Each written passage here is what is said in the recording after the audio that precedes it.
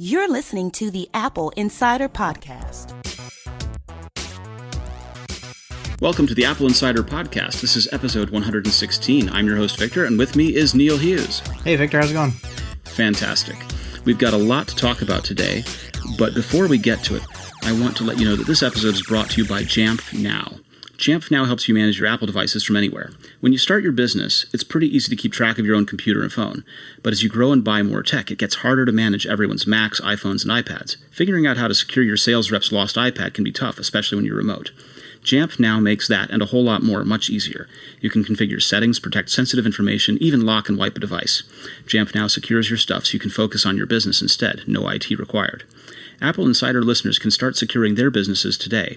Your first 3 devices are free, and you can add more for just $2 a month per device. Create your free account today at jamf.com Apple Insider. That's jamf.com/Apple Insider. And we appreciate them sponsoring the show. So, Neil, you and I were talking before about a whole bunch of different things that are going on. And the first one is the rumor/strong evidence that Apple is working on custom power chips for 2019 iPhones. Mm-hmm. And Roger wrote this article for us at the site where it says that Apple is likely developing custom power management chips working in facilities at Germany and in the U.S. So first of all, some analysts said this. Why do we trust this analyst? Is this Ming-Chi Kuo or is this someone else? What's going on? I mean, I don't know that I would put a lot of stock in it, but, where there's smoke, there's fire. This is one of those stories where Apple has already signaled through Imagination that they are going to be developing their own chips, which is why Imagination disclosed this to their shareholders and why the stock tanked. This was from a bank house lamp note, not exactly a known analyst, but this is also joined by the fact that a number of hires were listed on Apple's website in the UK, GPU-related job postings following the breakup with Imagination. So there's a lot of circumstantial evidence coming together that would suggest that this is picking up steam now. And we know that it's actually happening because Imagination themselves issued a note to investors last week letting them know that Apple was basically going to be leaving the business. And this makes sense for a lot of reasons. Apple has been taking over more and more of the chips in their devices in recent years. If you look at, the iFixit teardowns, it's not just the A-series chips, the CPUs. It's other chips in there as well. Power management and that sort of stuff that is all getting under Apple's house. They're building all these chips themselves, and it gives them more control, more power, and more of an advantage over their competitors because there's nothing really that a competitor could do to compete with Apple's own chips. They can't license that design. They can't get the power savings advantage. They can't get the capabilities. Something that I've been thinking a lot about is what this does to the landscape of supplier companies that Apple uses. So, we know, for example, Qualcomm provided the modems for iPhone from, let's say, about 2010 until just this year, right? When they switched over to Intel. That Imagination had about 70 or 80% of their business going to Apple. Mm-hmm. And Dialog, who provided the power management chips that we're talking about here, they also have about 70% of their customer base as Apple. Mm-hmm. And so what happens is you become reliant on that Apple money, right? And if Apple suddenly gets the decision to change who their supplier is, whether it's building something in-house, like the GPU, or switching to Intel, like in the case of Qualcomm, that's a huge hit to the company. As you said, it takes apart Imagination. Their stock tanked, they're falling apart. Well, Dialog stands to suffer the same kind of fate.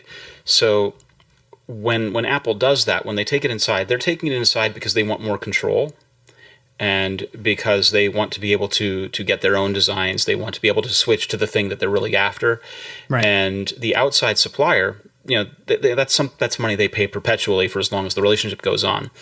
And it's going to be crushing. There's going to be a lot of companies out there that stand to be laid waste to here. Yeah, potentially. I mean, you think about all the chip suppliers that Apple has worked with over the years, the switch from Qualcomm now to Intel for the broadband or baseband chips that started with the iPhone 7 and looks to be progressing with next year's or this year's iPhone. Obviously, now Dialog is potentially on the chopping block with some of the indications and hires going on in the power management chips. Imagination stock tanks. Being an Apple supplier is a highly risky maneuver, is what this says. You only need to look at a company like GT Advanced, which was supposed to be a Sapphire supplier for Apple, couldn't meet Apple's demands for quality and capability and capacity to manufacture, and the company went out of business. They had to sell off their assets. They couldn't, they couldn't deliver what they promised Apple, and it ended up biting them. And there are a lot of companies that are Apple suppliers that have done very well over the years, including Imagination, including Dialog, including Qualcomm. And as soon as Apple decides to change suppliers, or if stuff doesn't meet the yields necessary or whatever, that's a razor's edge that a lot of these companies exist on. Yeah, and it's very attractive to do business with Apple. That's partly why these companies get into this situation, is because Apple is held in this sort of revered space. Everyone else is building phones, but there's Apple, and you could be partnered with Apple. That would be great for us, right? You do that, you put yourself at huge risk. And this happens not just with suppliers on the manufacturing side like this. It happens to people who are retail partners, right? People who want their products to be in Apple's retail space. Mm-hmm. You go ahead and you sell in a product into Apple retail, and you end up putting 60% of your stuff through Apple. That's a huge risk. That's a huge vulnerability, because Apple, at a whim, decides to take you out of store. You've just lost 60% of your business. We're talking about a lot of parts. We're talking a lot of parts here where they're kind of, mass market. This is going to be in every phone kind of thing, right? A screen, a processor, whatever. Apple has been able to outsource that stuff for years now because, it was just a commodity. It was something that didn't really matter. But as the business becomes more and more competitive in terms of it's difficult to stand out from your competitors, Apple seemingly is bringing more and more of these things in-house and developing themselves, because it is going to be hard for a Samsung to compete in power savings with Apple if Apple's developing their own proprietary chip and it's not some off-the-shelf design. Even the cameras, Sony has been for years the sole supplier of camera modules for the iPhone, but that is accompanied by Apple making their own image processing chips that have been included in the iPhone, and different lens configurations and designs that they've done to kind of customize what they're getting from Sony.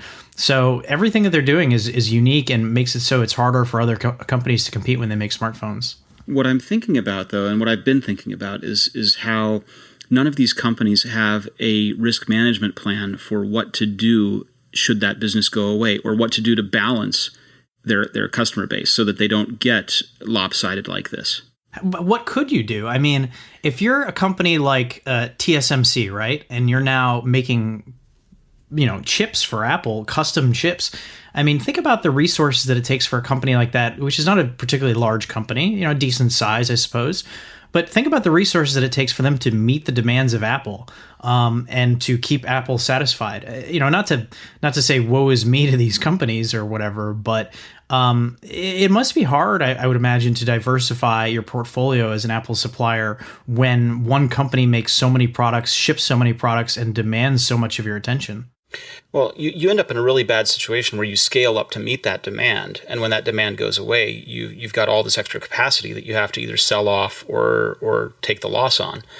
At the same time as if you've got a sales arm going out and trying to sell into other customers to try and balance who your customer base is, you have to have capacity to support that too. It's a huge exercise, and when Apple starts saying, right, we're now going to become 60 or 70% of your output, getting a sales arm to go out and meet that or keep it equal with something else, it's huge. Right. And that's a huge undertaking. If you look at the iPhone and you start to think about which parts would it makes the most sense for Apple to take control of, things like the display are important, but Apple can kind of pick and choose. There's a lot of display makers out there. There's certain standard specifications. It doesn't really make a lot of sense for Apple to be manufacturing its own displays. They're already manufacturing their own CPUs and other smaller, less significant chips. But as you go down the list, the GPU, which is tightly integrated and part of the CPU, these system on a chip packages, and then the power management are really the next two things that would be the most logical for them to take care of, right? Well, then they've had batteries that are laminated batteries in the laptops. They can go ahead and begin doing that and taking advantage of more interior space in the phone that way. Right. Power management and batteries, would be the next things, I think. The GPU would make the most sense to do next, just because they're already doing the CPU and it's all part of the same package. So we're going to get to a point where the port, the screen, and the tact switches for the volume and camera buttons are the only things that they are making. I mean, I think that they're always going to outsource the manufacturing to some extent. I don't think they want to get into that business unless it got to a point where they really wanted to prevent any sort of leaks. But, I mean, you even see that with the custom chip designs. It's not like they have a fabrication center. No, they're a chipless fab kind of thing. They go to people who have the fabs and get it done, because owning a fab is a huge investment. Right. That you always have to be updating it for the new process. Right. It's for the same reason that Apple does not manufacture iMacs in the United States. Right. Right. Owning that factory, managing all of the tooling to do it is nuts. Contracting it out is the right answer. Right. And to go back to your question, how much do we trust this analyst in Germany that says this stuff? I don't know how much stock to place in that, but again, where there's smoke, there's fire. There's a lot of movement going on here, and it makes a lot of sense. Okay. So let's talk about this article that you wrote, and we're talking about the article first, not the editorial, to be clear. There's a rumor that says that the biggest bottleneck remains integrating Touch ID into an under-glass sensor, and that this fellow Timothy Arcuri of Cowen and Company issued a note to his investors saying that he expects this to continue to be a problem, and if it is going to be a problem, then they could relocate Touch ID to the backside of the phone. Or they could delay the phone. He gave a series of potential options, right? So which we're all spitballing. He says they could ditch Touch ID and rely on facial recognition, which he thinks is unlikely. They could move Touch ID to the backside of the phone, but he says this is not user-friendly. And finally, they could delay production. Right. Right. He also referred to rumors about 3D sensors expected to be included in it, and he thinks those could also cause delays, but he doesn't believe that to be the case. So he's sort of laying out all the possibilities and saying what could be, and giving his personal opinion as sort of a side note. I think the key takeaway from this is he heard from somebody in the supply chain, which always needs to be taken with a grain of salt, but he heard from somebody in the supply chain that Apple is having some trouble getting a fingerprint sensing solution into the display itself. And then so he spitballed with a series of logical potential outcomes that could come from that. Wait. And I just want to say that difficulty could be anything, right? That difficulty could be we're trying to do this and it isn't working. It could be we're trying to do this and we're not getting the yield that we think. We're getting a lot of failure rates. Can't get up to scale, yeah. Right? There are a ton of things that difficulty could be here. Right. So carry on. You were saying. Yeah. So I think that it will be interesting, and I think this is perhaps the most interesting thing with the redesigned iPhone coming out this year. If the rumors are true, we're expecting that the home button is going to be gone, and I think that's a fair assumption to make with considering the iPhone 7 kind of laid the groundwork by having the home button no longer click. Now we could just not really even have to have a thing there, just make it as part of the display. But then the question becomes, what do you do with Touch ID? Can you embed it in the display? Can you make it work? Is there a way around it? There's a lot of speculation going on about this right now, and supposedly Apple's having trouble getting it to work in the display. We will see if that ends up affecting the product later this year. Okay, so that's the news. Now I want to get to your opinion, because you sir, were brutal. Well, let's give a little background here. There was some other news that came out this week. It was a alleged schematic for the iPhone 8 saying the iPhone 8 is going to have this very thin strip at the top and the bottom, but other than that, a edge-to-edge display. And then on the back, they were going to move the home button to the center of the device with Touch ID and the center back of the device, like a lot of Android phones out there have a fingerprint sensor on the back. Can I describe this thing? Sure. Okay, so the top strip that you mentioned, the forehead of the phone, if you will, looks a lot like any of the Android phones. You get a thin speaker line and a big camera dot for the front-facing camera. Curiously, no other dots for proximity or any of the other parts. The side has from the side view, you can see that there's still a dual camera bump, but here they've rotated the dual camera of the iPhone 7 to be vertical instead of horizontal. Yeah. Making it look a lot more like a Samsung kind of creation. It's not centered, it's off at one edge, but it's vertical now. And the green dot that could allegedly be a fingerprint sensor is centered directly below the Apple symbol with about a finger's width distance between the Apple. So it's dead smack center of the phone almost. Almost everything about this is very similar to Android phones. Pretty much. And accompanying this image is a comparison of sizes. So they have a series of measurements for an iPhone 7 Plus, and then they have a series of measurements for this supposed new iPhone 8. Now, I want to say something about this. The only thing on this that identifies it as an Apple schematic, if you will, is the Apple symbol on the back side of the drawing here. Correct. These are not electrical drawings. These are mechanical drawings of the outer dimensions of this thing. And they're not even very good ones because they don't even have most of the dimensions marked. They've got them marked in a couple of places for some of the outer dimensions, but it's not on every drawing here. And I notice in the upper right of the screen, there's a mark EVT03. So EVT in my world stands for Electrical Verification Test. And I would have thought that these drawings were part of a DVT or Design Verification Test. Right.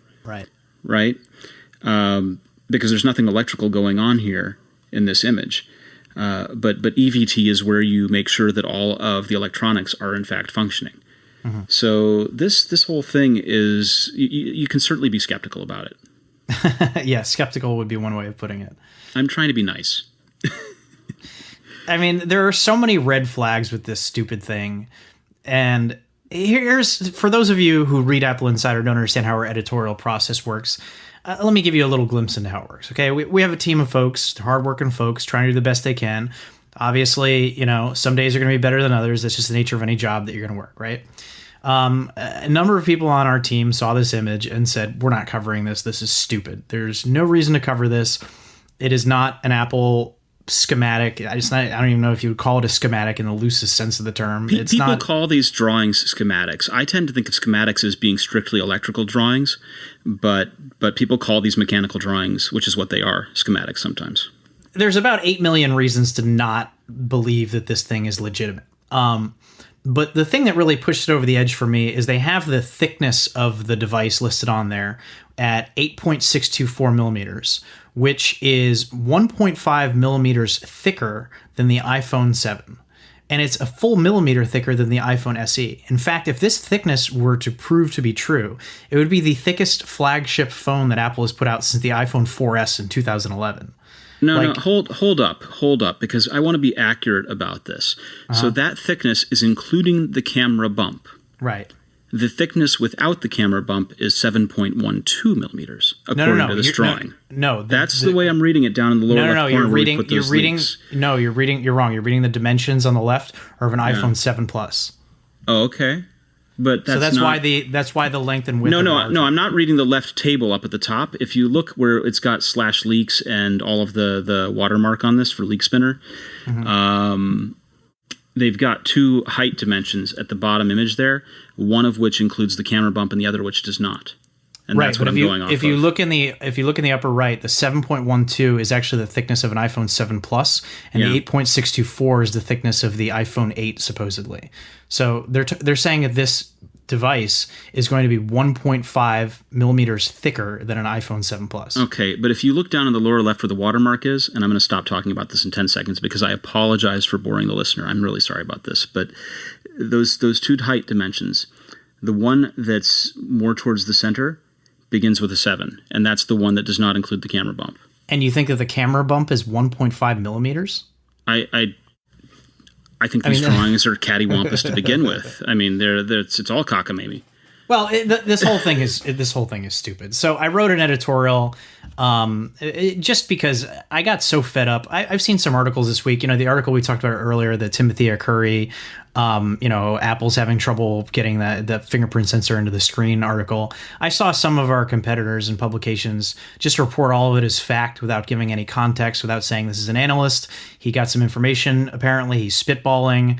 We got to cover these things because we deal in rumors and that's what we do. But our job as part of Apple Insider is the duty to our readers is to be as fair to them as we can be and to be as transparent as we can be and to give them the best information that we have based on what we know. So is it possible that Apple could move the fingerprint sensor to the back of the iPhone later this year? It certainly is possible. I mean, anything is possible. We're dealing in rumors. I can't say anything definitively. Yeah, and monkeys might fly out of it. Right. But, I mean, realistically, there is no reason for Apple to do this because it would, first of all, Touch ID is integral to the experience of the product, especially if you're using Apple Pay. For them to move it to the back of the device and take something that is extremely intuitive right now and make it very confusing for consumers would be a huge change and a huge problem. Some people might say, oh, they're going to replace it with facial recognition, but that's not going to work a lot of the time in certain situations where you can't look at your phone or you're in the dark or what have you. I mean, there are so many reasons that this doesn't really make any sense at all. And then to use this schematic, quote unquote, as evidence that they're going to do this just is absolutely insane. So, I've seen a lot of it's just kind of silly season out there with some of these articles where they're presenting stuff as plausible or as fact or whatever. And the reality of it is if you follow Apple and you know how the company works and you take a logical approach to this and you think about what they're likely to do, this makes absolutely no sense to me. I just don't see it happening. There you have it. The Apple Insider cabal has determined that this is not happening. Well, and as I was saying earlier, our editorial process, everybody decided they didn't want to cover it. We weren't going to cover it. It ended up getting traction everywhere. So I just decided to cover it as an editorial just to kind of slam this thing because that was the only way I could fairly do it. I can't really write an article about this and potentially mislead readers. You see it at competing sites all the time where they say, you won't believe this secret new feature of the iPhone 8 or whatever. And it turns out to all be bunk. The 13 new features of the iPhone 8. You won't believe number 7. Yeah, click through our slideshow or whatever. It's just there's so much junk out there, and we try to rise above it, and some days we're going to do better than others, but, hopefully people will see that and they appreciate it. Well, I am an optimist, and I want to talk about something that is hopeful. So we have a story that talks about Apple working on breakthrough glucose sensors for the Apple Watch. Mm-hmm. That Apple has hired a team of biomedical engineers to develop non-invasive glucose sensors. They've been working on this for 5 years, supposedly, and it could lead to continuous monitoring of blood sugar levels for users with diabetes. I love this idea. It's cool. I don't know if it'll actually make it to market. It feels like one of those things that Apple might dabble in or maybe even assist partners in creating accessories for. But does Apple really want to get into the business of being regulated and, under scrutiny of a medical device? Probably.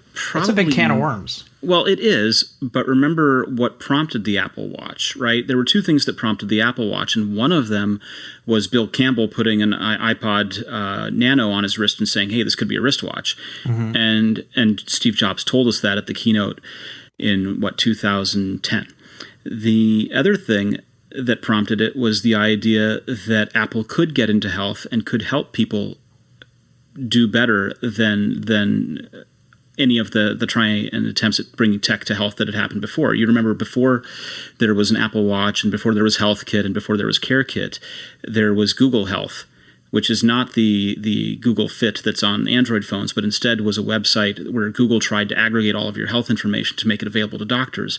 Mm-hmm. And what they forgot was that, well, they forgot to talk to doctors, actually, because doctors have no means for getting that information or making sense of it or really necessarily wanting all of it. They want things that are relevant. They don't have time to weed through everything.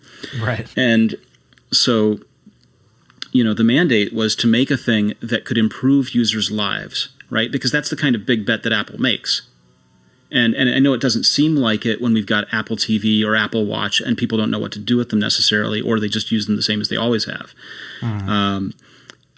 but there really is a big bet behind this. And we sort of saw it with the introduction of Apple Watch, and we sort of saw it scale back with the release of the update to Apple Watch, where it became a very sport-focused thing. Mm-hmm. But I want to believe, and I know y'all are getting out the tinfoil and bringing up the David Duchovny posters right now, but I want to believe that the core mission is one that is still focused on improving the health of millions of people.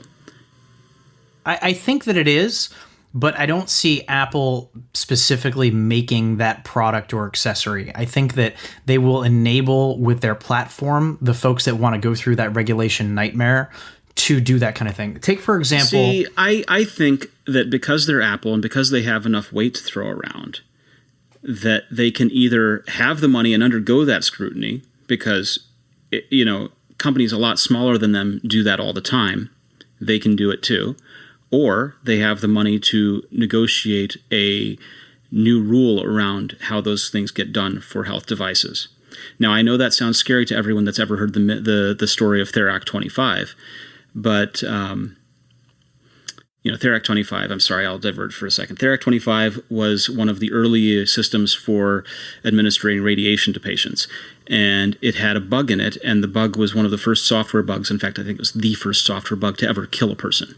And what happened was that when you typed the number of radiation to be delivered to a patient and then mistyped the dose, if you backspaced over it, it showed you that it was backspacing on the display, but did not actually take the characters out of the field. And so it kept adding. So if you meant to write 200 for, let's say, and then you backspaced because you wrote 2000, you would still get the 2000. Or if you mistyped, you ended up getting several thousand times what you'd actually intended, and it killed people. And so that's why this regulation exists. There's a good reason for it. But is it the right regulation for all of the devices that are out there? Right now, we have a very kind of simplified regime of different classes of device, and it's made it very difficult for any innovation to happen in the health device space. So the question is, do we want to try and relook at that and see if there's a way to change that regulation to not increase danger or reduce safety, but to allow experimentation to happen? I don't think that's going to happen, and you look at the potential for lawsuits that this would open up Apple and other companies to. It's just not the business that they are in. I don't see them getting heavy into medical devices. The way that I would see this is, think about your iPhone and you have a camera on there and you have a camera app. The camera is capable of a lot more of than what the camera app offers. You can control the exposure, you can control the f-stop, but you have to download a third-party app to do that kind of stuff. And so it wouldn't surprise me if you could get an Apple Watch that is capable of much more than what is offered out of the box, but you have to use third-party apps and agree to their terms and licensing and all that kind of stuff in order, or buy an accessory that connects to it or plugs into it or whatever in order to get those capabilities. And I could see Apple creating the platform and creating the tools for developers to make those kind of things, and that could be why they're investigating this kind of stuff. Okay, I hear you. But at the same time, the story is that they've got 30 people working on this problem and have been working on it for the past 5 years.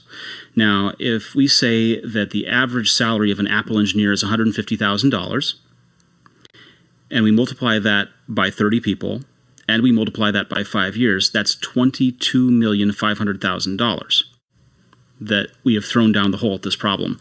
And you're telling me that nothing's going to come of it? I didn't say nothing was going to come of it. I said they're going to enable developers and partners to create tools and create devices that will tie into the ecosystem. But the story is that they're working on the sensors. They're not going to produce the sensors. I'm sure. That's what you're telling me. I am sure that they have spent billions of dollars on things that never come to market. $22 million for Apple is a drop in the bucket. Believe me. All right, I agree with that. So I think that I'm like I said when we began this discussion, I'm optimistic. Sure. I like the idea of an Apple that has the mission of using a thing that you can put on people to improve everyone's lives. Mm-hmm. And I would like to see something come out of this more than just another third-party platform. And I'm guilty of spitballing here. It may be that the regulations regarding glucose measurement are not really that prohibitive, and it might be something that Apple could easily include. Perhaps doing something like that is no different from, measuring your heart rate or something like that. I don't really know how you would categorize. I don't personally have diabetes or treat anybody that does, so it's not something that affects me personally. And it is possible that this is something that could be rather trivial for them to implement and not have to face regulation. But I think as you delve more, and we've written stories about this in the past, where Apple met with the government and looked into potentially doing more with the Apple Watch. There was a lot of talk of checking blood oxygen levels, for example. And the story that came out of it was Apple looked at the regulations and the requirements and decided it wasn't worth it. Yeah, and so pulse ox is also kind of a dumb thing, right? There's not a really great reason to do it regularly. You don't take your pulse ox that often, right? And there have been companies that have sold pulse ox meters, but you don't go for a run and then check your pulse ox, right? It doesn't happen, and there's no great medical benefit to doing it unless you're actually sick or getting diagnosed. Whereas with something like glucose, you need to check that all the time if you have this condition, right? So, for me, one meets the standard of really changing a lot of people's lives, and the other one doesn't. Yeah, and you think about the stuff that's been done already, the seizure measurement stuff that's been done where a user could tap on there when they're having a seizure, and then it starts to take, measurements of their heart rate and stuff like that, and then it can send the data about, how long the attack lasted and what it did to their heart rate. Those were all tools created by medical research facilities in partnership with Apple, but Apple wasn't specifically behind them per se. I could see this being an extension of that. Right, but here they've actually hired the doctors. Well, I'm assuming that they hired doctors for the other stuff that they developed too. Well, let's leave that here because I think we've discussed it to the end of itself. I want to ask you about what's going on with Nintendo Classic, which I know sounds like a huge jump, but it's something we're both interested in, so let's go for it. Yeah, well, just as we started to record this on Thursday, Nintendo strangely announced that the NES Classic has been discontinued, which is rather bizarre considering that they released this thing last fall. And it was a huge success to the point that they still can't even get it into the hands of consumers. I think they're selling for 2 to 3 times what they're worth on eBay. And Nintendo just said, yep, it's done. That's it. Okay, I'm going to posit that it's discontinued not because they're not selling, because they clearly are, right. But there are a couple of reasons, right? One is they had production problems. Maybe. Or the other, you said they were having trouble fulfilling. Well, maybe they didn't want to fulfill. Sometimes Nintendo's known for creating artificial demand too. They do that, especially when they do it with regionalism, where they'd rather sell to Europe, which has a higher exchange rate for them, kind of thing. But the position I'm taking on this one, and people can go ahead and tell me I'm wrong, is that most of the games on it came loaded with 30 games, right? Most of them were terrible. Mm-hmm. I don't know about that. I wouldn't agree with that. No. Well, look at the games. Look at the list. Mm-hmm. Yeah. So I was having this discussion a couple of nights ago with a friend of mine, and he said how he wanted to try and get one and then missed out on it, and he wasn't going to get one. And I said to him, but we can do that with a Raspberry Pi. There's a project called RetroPie, and you can put all of the emulators on it, and if you had ROMs, which came from I don't know where, you could go ahead and run all these games. And so I asked him what some of his favorite games were, and he actually started naming some of the Super Nintendo games. He liked Mega Man, and Mega Man's on Nintendo, right? But Mega Man X, NES. which there was an NES game, but there was also the SNES game, and the SNES game was a little. Do you better. just not like the NES? Because I'm wondering why you would say the games on this are bad. I'm looking at the list right now. Look at the Super Mario 1, 2, and 3, Hold on. Legend of Zelda, Donkey Kong, Mega Man 2, Legend Pac-Man. of Zelda? The first Legend of Zelda. Right. The best. That's the best one. No, there's only 2 Zeldas for NES, and the second one's crap. Trust me. Right, but there are 2 for SNES. Ocarina of Time but you're talking about and Link to the Past, and I'm telling you, Ocarina of Time is for N64, Victor. You don't know what you're talking about. All right, back up a step. Back up a step. I see. That's what happens when I start getting ROMs for a thing. Is that you can pick when you can have every system you ever wanted. you start just grabbing for everything. Link to the Past is Super Nintendo. This is a Nintendo Entertainment Link to the System. Past. This is a Nintendo Entertainment System console. All right, hold and it has on. good games for the NES. Hold on. Well, now see, that's where I was disagreeing. And let me think of this. This has Zelda 1 and 2 on it, by the way. Adventure Link is on there as well. And that game's interesting, but it's not as good as the original Legend of Zelda. So the reason why I say that is I went looking when I was putting this together. And so Kotaku... Article. Their thesis is the one that I'm going with here, which says that most NES games have not aged very well. So okay, well then you don't like NES games, but that doesn't mean no. I like games Mario. Mario on NES is great.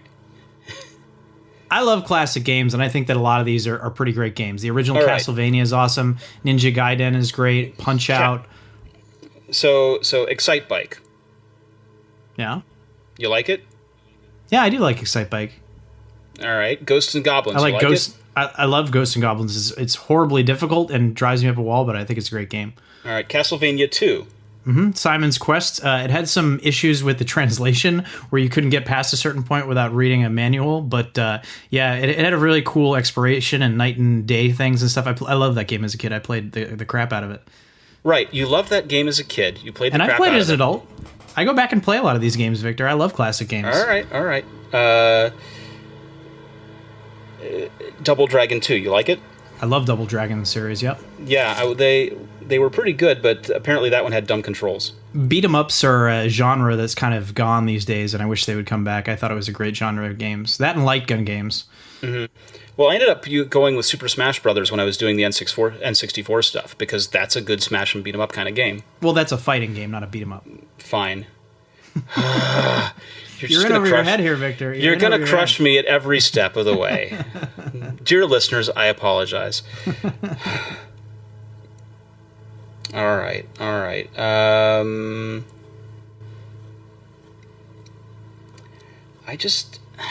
When I looked at this list, I felt like there were a few good games that I would want and a bunch that I would never touch again. That's fair. I mean, there are some stinkers on here. I'm not going to deny that. I mean, I'm not like a big fan of Bubble Bobble, although a lot of people think highly of it. Or, Balloon Fight. I don't know that holds up quite as well. But some of these games continue to hold up well. The original Metroid is a great game. Yes. Pac-Man is always a classic. Mega Man holds up extremely well. Pac-Man is going to always be Pac-Man, right? Yeah. That's Pac-Man. It is what it is. Contra, Although I must say, the Atari 2600 Pac-Man was hideous. Yes. The Atari 2600 Pac-Man is just god-awful. When I was a kid, I had an Atari 2600, and I had the E.T. game for it. So there you go. Oh, well, we're done. That's how deep I delve into video games. That's the thread, people. We're next. Yeah. But I think that the story here is Nintendo discontinued this thing because they probably want to drive sales toward the Switch. The irony of that is they don't have a virtual console really up and running on the Switch yet. So hopefully they get it up soon. See, I would think that what would be really cool is if they made an SNES classic. People have been saying that they want that, yeah. There would be a ton of cool things on there that you could do. You could do Donkey Kong Country. You could do the Kirby game that was so good on that. What was it? I forget. Kirby Super something. You've got still all the Marios to fall back on. There's a ton of good stuff for Super Nintendo that would be awesome to put out. Well, you know what would be even better? Let's have a SNES emulator officially from Nintendo released for iOS and Apple TV. With cross-platform support, so I can buy these games and play them wherever I would like. And that is never going to happen, although... Never going to happen in a million years, but... They would be so smart if they did, but Nintendo won't even sell you cross-platform games on their own platform. So I have a ton of classic NES and Super Nintendo games on my Nintendo 3DS. Cannot play them on any other systems. Cannot play them on a Wii U. Cannot play them on a Nintendo Switch. If you want to play them on other platforms, you have to buy them again. Yeah, and the 3DS emulator is kind of a nightmare for those people doing things outside the bounds like I've been. I do it all legally here, Victor. I owned all of these games and had the carts, and so that's how I justify having a ROM of it. But no, yeah, I mean that's fair. I have a ton of carts from my old NES as well, and I've probably beaten the original Legend of Zelda game at least 10 times in my life. I grew up on that game trying to bomb every single wall to see if there was a secret passage there. I love these games. I grew up with them. Nintendo. I'm a unapologetic Nintendo fanboy. I will admit, and I'm not surprised that they stopped selling this thing now that I think about it. But when the news came out, I was very surprised. I think there is something desirable about having a small system that is easy to connect up and plug up and has all the games on it. We've seen there have been these other systems, whether it was the ColecoVision or the Sega or the Atari 2600 reissue that comes preloaded with a bunch of games. There's something enjoyable about doing that without having to fool around with carts and be able to do retro gaming. I think that Nintendo would be well served to make classic style controllers at an extreme markup available for iOS, along with a emulator with in-app purchases for games that could be played cross-platform. I think that they would make a killing on that. Apple makes the platform, Nintendo makes great hardware and great games. Let's marry those two. Let's have Nintendo's great controllers come to iOS, and let's have a downloadable app for free and then in-app purchases for games. All right, I accept. I accept your proposition. Let's move on. I really appreciate us talking about that. Let's go with another idea that's nuts. So we wrote a story about an analyst who had the idea of Apple buying Disney. Well, okay, so first of all, everything's consolidating, right? Yeah. Second, especially with the potential for net neutrality rules to go by the wayside. The concept of Apple picking up Disney is not out of the realm of reality, in that Apple and Disney have had a relationship for years going back, partly based on Pixar and Jobs and the board relationship there. The other side of it is that Apple wants to have media, right? They've decided to pour money into developing their own shows. Yeah. Right? And Disney, through their ownership of CBS and all of that, I think it's CBS. Gosh, I hope they got that right. No, ABC. Oh, man, today is such a hard day. I apologize, everyone. The other network. And ESPN and... Right. They have a ton of properties that produce a ton of content, and for Apple to vertically integrate around that would be a big deal. Because then if you wanted ESPN, you could get it directly through your Apple TV, and they could limit it to from being distributed to other people, right? That would make Apple TV an instant buy for people who want sports. So it's an interesting concept, but tell me, Neil, do you think it's going to happen? Absolutely not. There is no way that this is ever going to happen, and the reason for it is Tim Cook is not interested in getting in the theme park business or, into the Disney retail store business or the Mickey Mouse licensing business or any of that junk. I mean, Disney is such a huge corporation. Do you really think that Apple wants to be overseeing the next Marvel blockbuster or the Star Wars Episode 8? Come on. Hold on. Just because that's a part of it doesn't mean that it has to be a part of it, right? You can go ahead and buy part of a business and split off the rest. That's how Time Warner became the name of so many different things, right? Time Warner News versus Time Warner Cable versus whatever. Yeah, right? Split up the conglomerate. Yeah, I get it. Right. So if Apple wanted the content arm of it, they could have the content arm of it and license the properties to the retail and everything else arm. I mean, there's just so much synergy in what Disney does. Between, having Star Wars themed stuff at their theme parks now that they own Star Wars, and all that kind of stuff. It's just like, it would be difficult for them to separate all of that. It would have to be kind of one of those umbrella corporation type situations, which just wouldn't make sense for Apple to come in and oversee that kind of a split up. It reminds me of, like, AOL Time Warner or something like that. Like, why are these companies coming together, and what is the ultimate goal here? I'm not really understanding. It's just analysts spitballing that's going to go nowhere. Well, it is, but remember, you've got, so let's just think about it. With this conglomeration happening, there's AT&T that has DirecTV, that has control of all of that stuff, right? But that makes sense. They deliver the content to you. DirecTV isn't in the original content business. Amazon, you think about AT&T, they're delivering it over home internet, wireless internet, or satellite. Right. And so, and Verizon just bought up Yahoo and a bunch of others. They don't have a content piece yet. So who should they buy as their content piece to compete Yahoo with has DirecTV? some content stuff. Oh, they had Community. Yeah. And some, yeah. Yeah. The final season that I still haven't watched because I couldn't figure out how to get it on my Apple TV. Well, I saw it on my Apple TV. You weren't missing a whole lot. Dan Harmon came back for it, so I want to check it out. You would be much better served by watching Rick and Morty. Okay. I'm just telling you. That's fine. This Disney Apple thing, it's one of those things. It's kind of like Apple Nintendo, where people are like, "Ooh, yeah, this sounds exciting," but if you start to break it down, it doesn't really make a lot of sense. If Apple really wanted to get into the content business, it would make more sense for them to just buy Netflix or something like that. Right, but we know that they do because they've actually done a couple of shows. Right. I mean, but the shows that they've done are such fluff.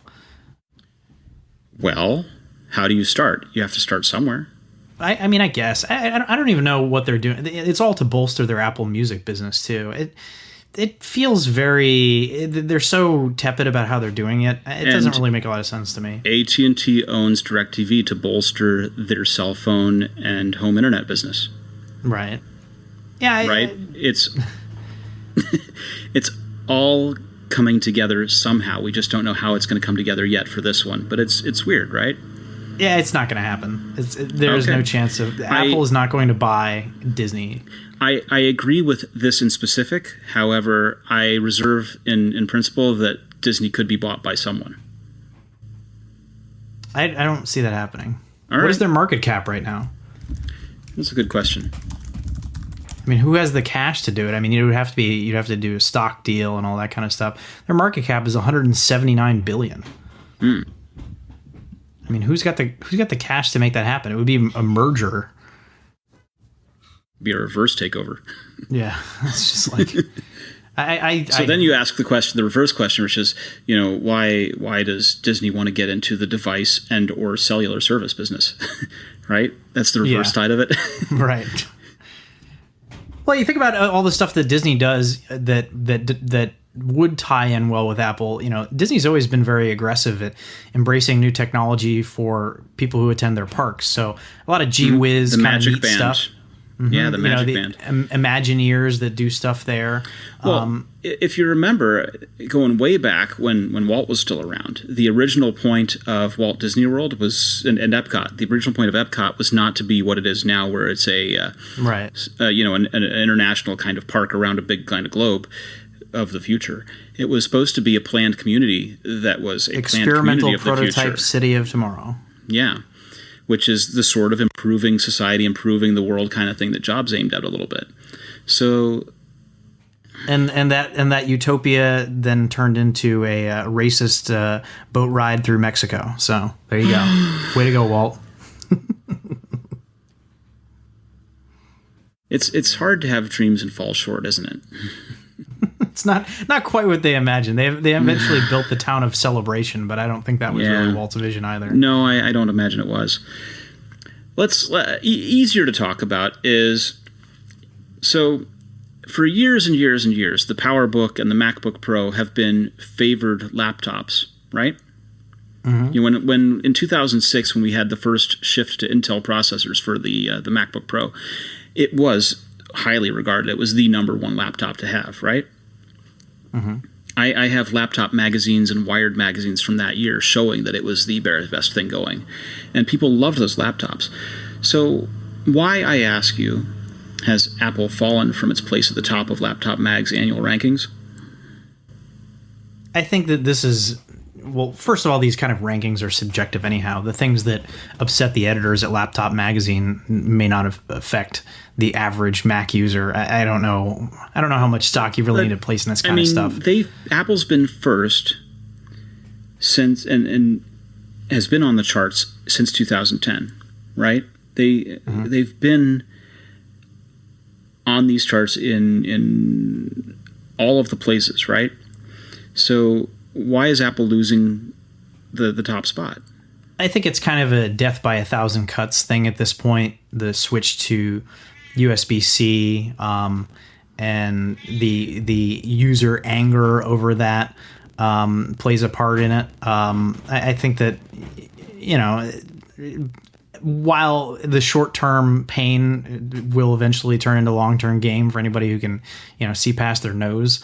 Laptop Magazine's rankings right now, I don't put a lot of stock in that. I don't really see this as that big of a deal. Their justification, if we go to their quotes, was that it's not affordable, right? Yeah. Everything starts at $12.99 basically. Which you could say about any MacBook Pro ever. Right. They didn't bother them before now, but it does now. The other thing was that the MacBook Air hasn't received a refresh in over 2 years. And it's not going to be surprised if they say that it wouldn't be surprising if they phased it out soon. There's no 2-in-1 notebook or touchscreen. Okay.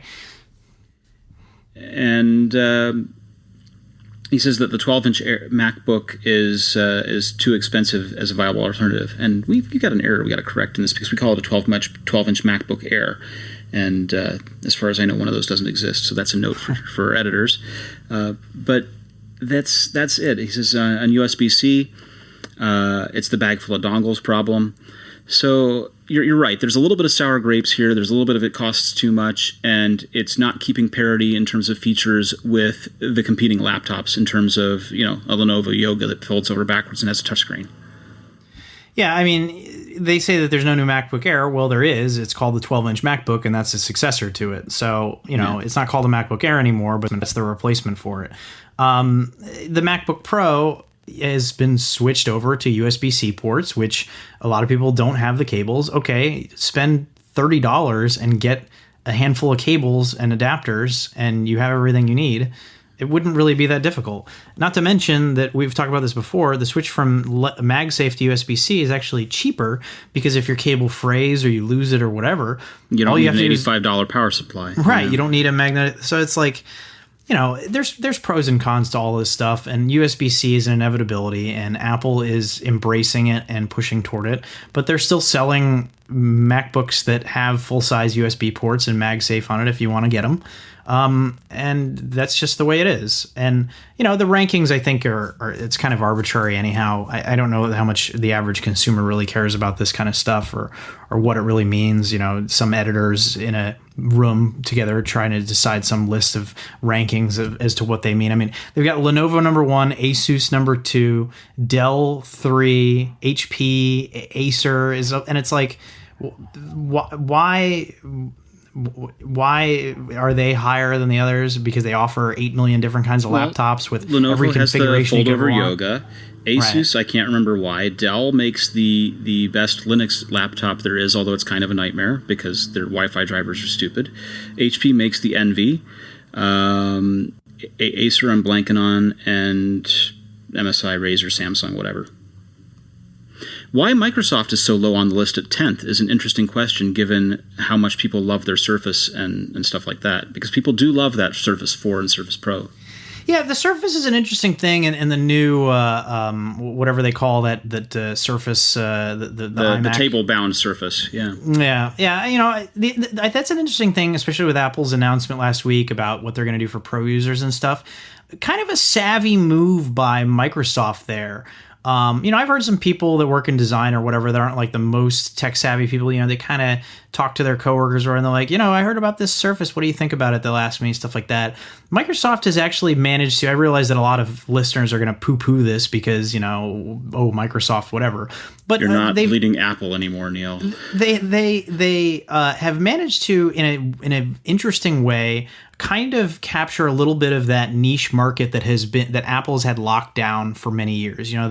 That designer market that that Apple, it has reason to not really focus on as much because they're in the iPhone business now. But for a lot of those like pro users who want touchscreen stylus input, the Surface dial, that kind of stuff. For the users that kind of stuff appeals to, it's a very niche market. It's not like Microsoft's going to make a killing selling to those people, but they've done a good job attracting some of those folks. And I think that is part of why Apple last week made that uncharacteristic announcement about what they're going to do for pro users in the next couple of years. And make no mistake about it, this is something that Apple has never done, pre-announcing a product like this, like 2 years in advance, saying, oh, by the way, next year we're going to release a new Mac Pro, and later this year we do an iMac. They don't do that. That is not how they do business, but they see that they're losing these users and these people are complaining and the snowball is building, and they wanted to stop the bleeding.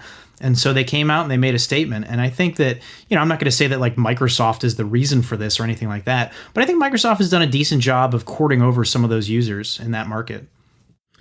I would agree. I also look at things like the Win Objective-C kit, right? Which you can't bring every application over with, but you can bring, if you've got an Objective-C application with some work, you can bring your Objective-C application from Mac to Windows.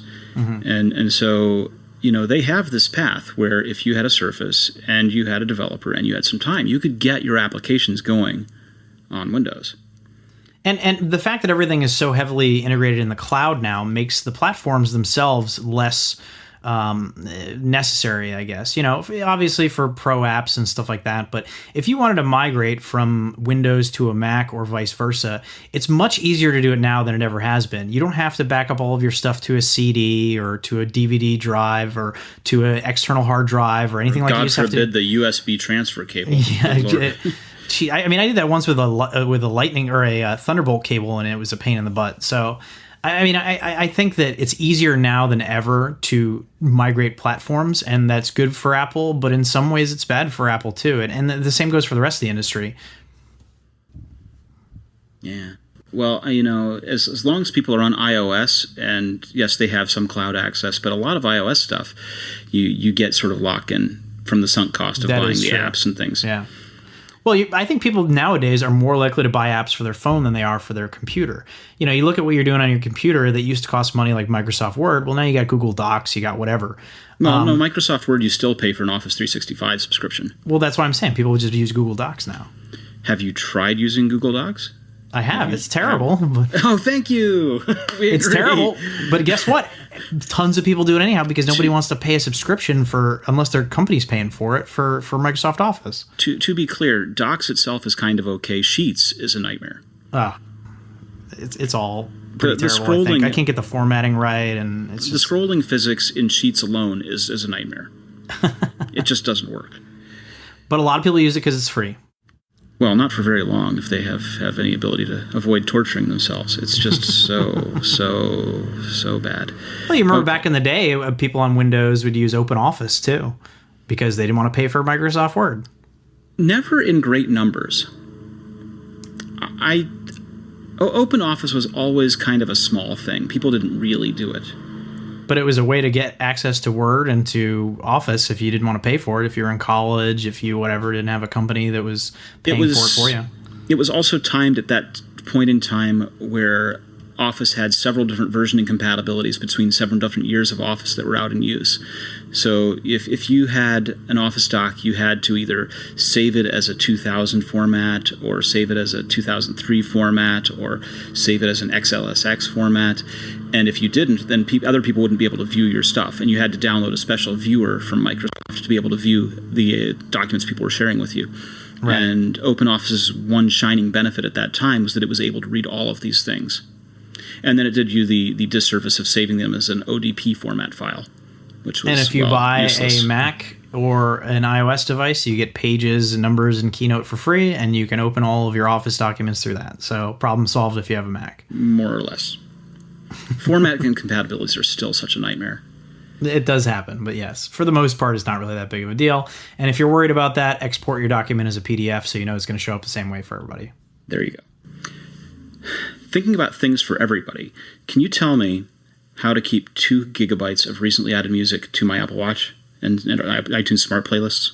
Yeah, this is a tip that I put together because I use my Apple Watch to run. I have Apple Watch Series 2, and I run with just my watch. I like to leave my phone at home so I don't have any distractions and one less thing to carry and all that.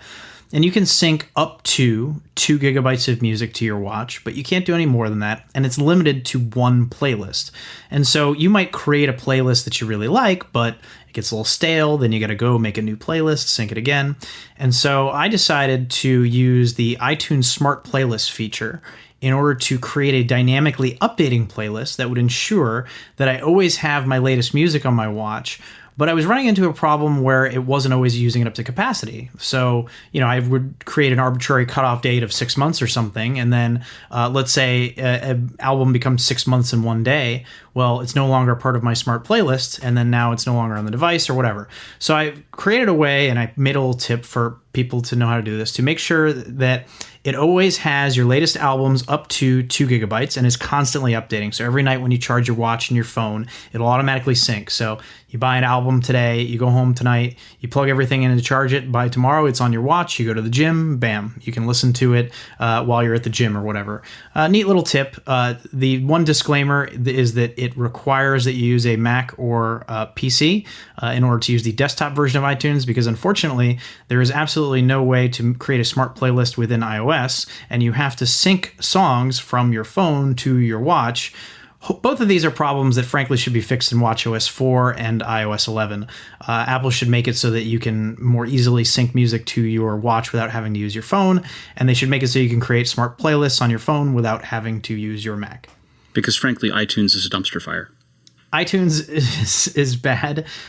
This is something that is kind of an easy software fix when you think about it. You can already create playlists on your phone, and you can already navigate the music on your watch. It should have some form of basic Apple Music integration on your watch where you can choose to download and save the files directly on the watch itself. There's no real reason for you to not be able to do it, and hopefully that'll be resolved with the upcoming OS updates, which we would expect to see in June at WWDC. Brilliant. Okay, we talked earlier, way back a year ago at the beginning of the show, about Imagination, the UK company that had been working on GPU designs that they were selling to Apple. So, and you sort of alluded to this. What is Apple doing to replace Imagination? They have since on their job board over the past month listed a total of 12 hardware engineering jobs in London. And it's based out of Apple's UK Design Center. Now, this is coupled by the fact that over the last couple of years, Apple has hired a number of personnel from Imagination directly, brain drain, if you will, which led to speculation that Apple could be looking to leave Imagination, which we now know is actually going to come to pass. So it's just more evidence that Apple is gearing up to replace Imagination with what will likely be their own in-house solution.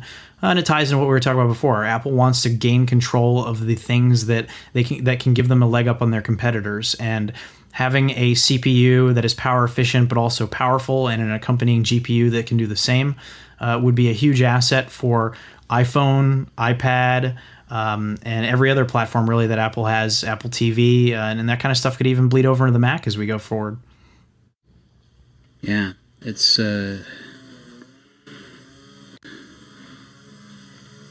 interesting. We always look for these sort of job posts to see what's going to happen next, and they've got a ton of them on there. They've got the design verification lead, which is just what it sounds like, making sure that blocks and graphics cores and understanding the microarchitectural designs of them. It's a big deal. I sort of wonder if, even if they hadn't done this, if the rumor of them doing it would have been enough to cause this sort of brain drain. And then they just post the job postings because, hey, easy way to pick up people. Maybe. Apple will do these kind of acquisitions and these kind of strategic things. There was talk of them looking to buy Imagination, and there was apparently a deal, and the deal fell through. And so that might be where this is going now. And Imagination putting out that statement, part of it is it's clear that they are trying to set themselves up for a potential lawsuit with Apple to potentially sue them for what they could consider to be, breach of contract or something like that, intellectual property theft. They have a limited number of options, right? They have the acquisition option, which fell through because they didn't take the deal. They have the simply go out of business option, which is kind of where they're at the moment. Mm-hmm. They have the lawsuit option, but they're backed into a corner at this point, right? There's not a lot of good outcomes for them that I can see anyway. Mm-hmm. What's their exit strategy at this point? It's a good question. They've got shareholders who are looking for shareholder value and are seeing it evaporate. Mm-hmm. They had the chance to get bought. They didn't take the deal for whatever reason. Well, I mean, they still make GPUs for mobile devices. There's some competition in that space. Obviously, NVIDIA has been looking to get in and that sort of thing. But and don't forget that Apple still is making chips currently that are using Imagination Technologies licenses, and they're not going to stop anytime soon because they continue to sell these devices for 2-3 years. So let's say that this year's iPhone 8 still has an Imagination GPU in it because this deal is just announced, and it's going to take some time to develop a GPU. They're going to sell the iPhone 8 for probably 3-4 years after it launches. There's going to be a lot of devices with Imagination Technology GPUs in it in the coming years. Where they go from there as they pivot as a company, I don't know. We'll see. But it's not like this is going to be an overnight switch. It's going to take some time. Yeah, well, they could. The worst situation is they go under and they and Apple snaps up the IP. Yeah, it's certainly possible as well. None of these outcomes are great. It's tough to be an Apple supplier. It sure is. Well, we've reached the end of another perfectly good podcast. Neil, where can people find you on the internet? You can find me on Twitter at thisisneil, Neil, and you can read me on AppleInsider.com. All right. I'm Victor Marks, and we'll talk more about Neil's obsession with Bubble Bobble next week on the Apple Insider podcast.